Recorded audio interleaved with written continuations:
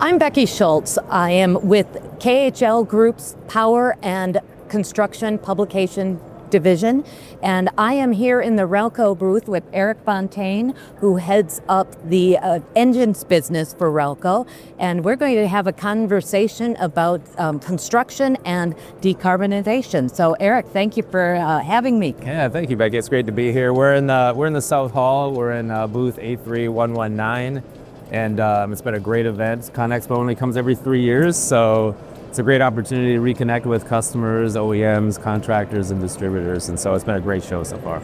That's fantastic. So let's dive into some questions straight away, specific to the construction industry. I'd love to get your perspective on what the biggest challenges are for contractors as they're facing efforts to decarbonize their job sites.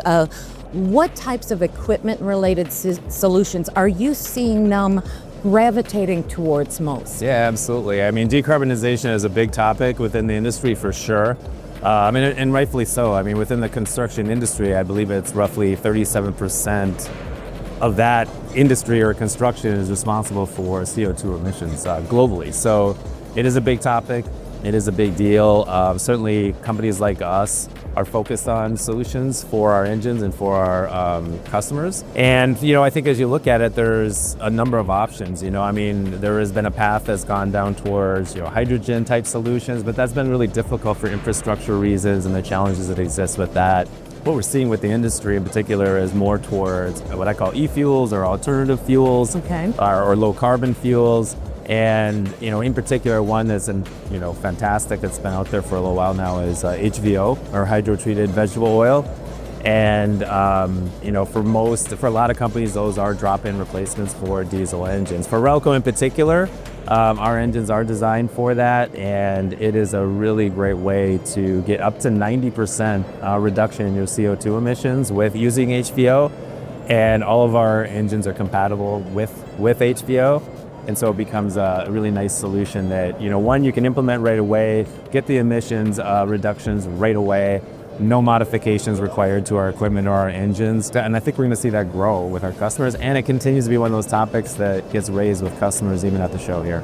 Great. So in your opinion, what should both OEMs and contractor customers be looking at and perhaps asking themselves to ensure that they're choosing the right solutions that make sense for them and the right suppliers to help them deliver the greatest return on investment? And how is Rehlko specifically working with its customers to help them sort through all the different options that are available to them? Yeah, I mean, I think, return on investment is a big thing, especially in this industry. Sure. And for us, I think as we look at it, we're always interested in how our equipment is being used or our engines are being used.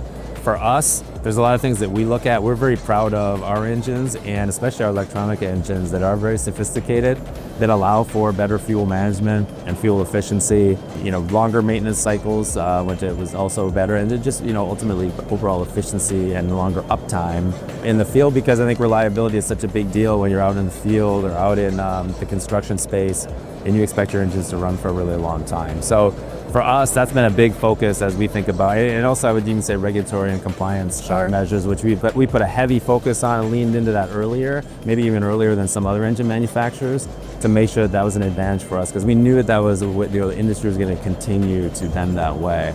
And that's what we kind of see going. Right. What about on the supplier side? What should customers be looking for when they're exploring suppliers? Yeah, absolutely. I mean, I think one is they should be looking for measurable outcomes from the beginning. A supplier that can deliver measurable outcomes is going to be a real differentiator for that. And again, that's going to really come down to, what kind of solutions do suppliers have for them? Do they have access to alternative fuels and the ability to lower CO2 emissions, just the overall efficiency of the equipment? The long-term support is also a really big one when it comes to support in the field. And I think the other part that's, we're seeing more and more of is just going to be around data. It's like how we can leverage intelligent monitoring solutions to help support our customers out in the field. Okay, great.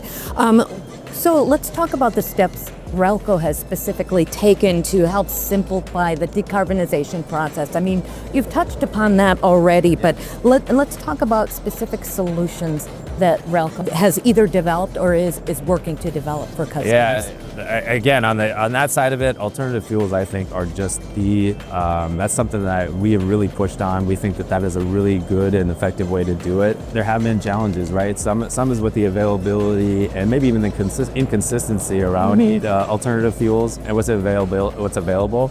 Also, it just, full electrification isn't really that practical yet for medium and heavy duty type applications in construction, which for diesel powered equipment is a challenge. And I think in some cases, the industry has leaned towards full electrification at times, which is an immediate elimination of CO2 emissions versus e-fuels that you can use now, again, in our engines that get you up to 90% CO2 emission reduction.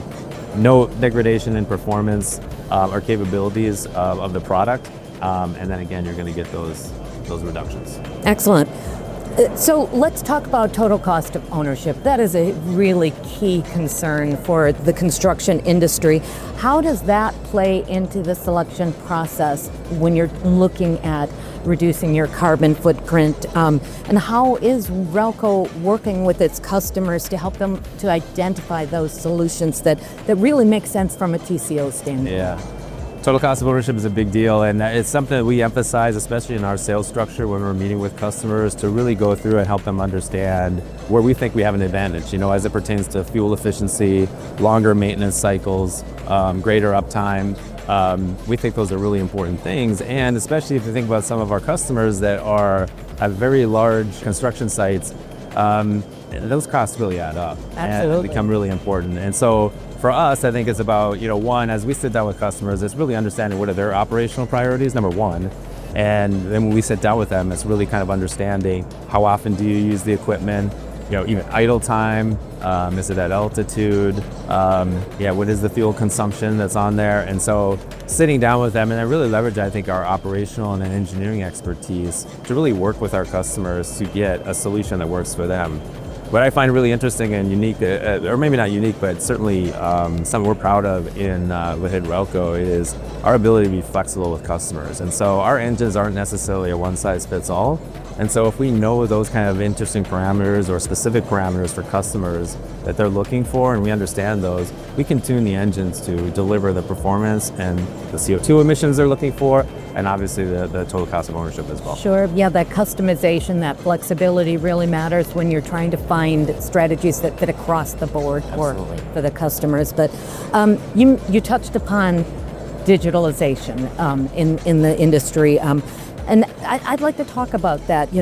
How is increasing job site digitalization and specifically the use of artificial intelligence, how does that factor into the overall TCO equation, and what role can suppliers like Rehlko play in helping customers to really interpret and create actionable items from the data that they're collecting? Yeah, I really like that question because I think the AI is an interesting question. It comes up frequently in almost any industry, but certainly in the construction industry as well.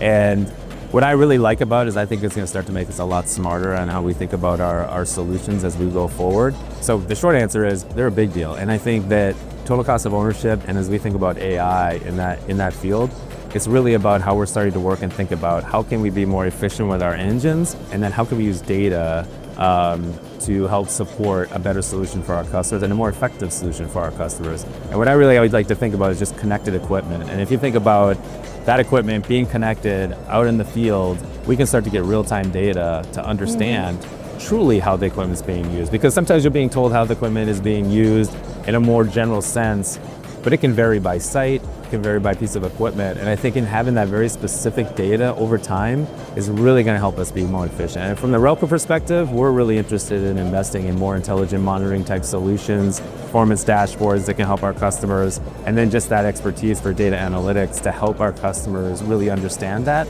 so we can fine tune the engines to get a best solution for them. Great. So let's talk about what you envision the job site of the future is going to look like. What should we expect by the next CONEXPO, and how will Rehlko evolve with that over the next 3 years and beyond? Yeah, first, I think it's going to be, the next 3 years, I think we're going to see engine solutions that are more flexible, efficient, and lower carbon. And I think they're going to be influenced by hybrid energy kind of ecosystems and not any one particular dominant solution, which will be interesting and important, I think, as we drive forward. For Rehlko specifically, and as we think about those topics, we're really interested, and our focus is going to be over the next few years, is going to be on the efficiency and effectiveness of especially the efficiency of our engines, because it's so vital. It's going to be on more alternatives in fuel alternatives and more options beyond just HVO, which is a great fit for a lot today, but there are other e-fuels that could be used, and having that compatibility as we go forward. And I think the third is just going to be around this digital revolution with data and how we can leverage data on site in real time to be able to help our customers as they go forward. And I think that'll be through more of the use of intelligent monitoring tools. It'll be more about us getting even closer to the customer and partnering with them so that we can leverage our engineering expertise to analyze the data and giving them the right solution on site so that they are getting the best performance out of their engines, that they are getting uptime. There's no unplanned downtime. And if you think about that, in a connected world, that's a really big thing, because otherwise it is unplanned and it happens and you got to react, right? So if we can have data that's real time and it's connected, that's going to really allow us to get in front of those kind of issues and make sure that everything's handled more in a planned format. So to me, that's a really exciting part of where we're heading and trying to drive the business. Is there anything else that you would like to share about what Rehlko is doing or what you have here on the stand at CONEXPO, ConEg? I guess I would just say that, we're really excited about our engines. I think, we've had a great position with our KDI engines, and within that power range, we've recently launched our KSD engines. They're fantastic engines, and the performance and how they compete on the field with competitors is amazing. So we're really excited about that, and we're really seeing the growth of those engines take off. And maybe we also just to mention is that we do more than diesel engines. We do gasoline engines as well.